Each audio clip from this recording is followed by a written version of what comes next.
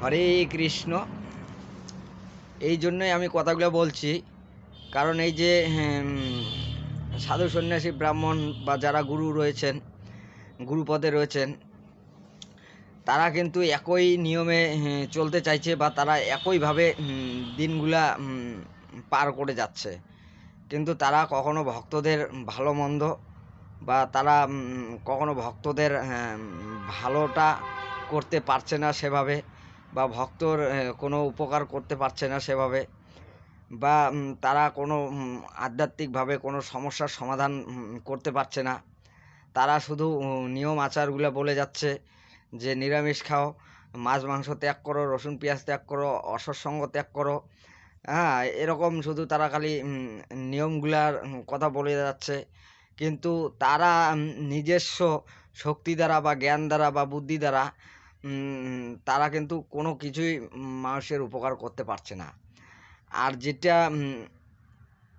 মানে অনৈতিক কাজকর্ম বা যেটা মানুষের করা উচিত নয়, সেটা কম বেশি সকল মানুষই কিন্তু জানে বা বুঝে, কিন্তু তারা জানলেও সেটাকে মানতে চায় না বা সেটা মেনে চলতে চায় না।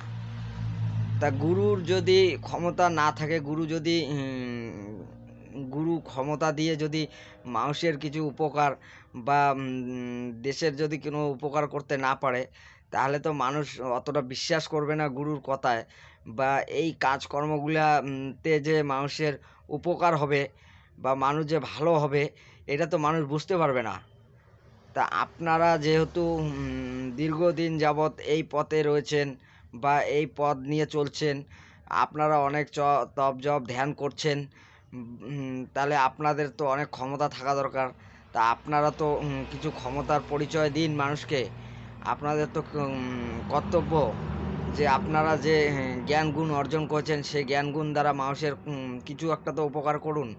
আপনারা যদি উপকার করতে না পারেন, তাহলে সাধারণ মানুষ কি করে বিশ্বাস করবে, বা সাধারণ মানুষ কিভাবে বুঝবে যে আমরা আধ্যাত্মিক পথে থাকলে বা আধ্যাত্মিক নিয়ে চললে আমরাও রক্ষা পাবো, বা আমরাও আধ্যাত্মিক পথে অনেকটা সুখ শান্তি পাবো, বা আমরা আধ্যাত্মিক লাইনে অনেকটা ভালো থাকবো?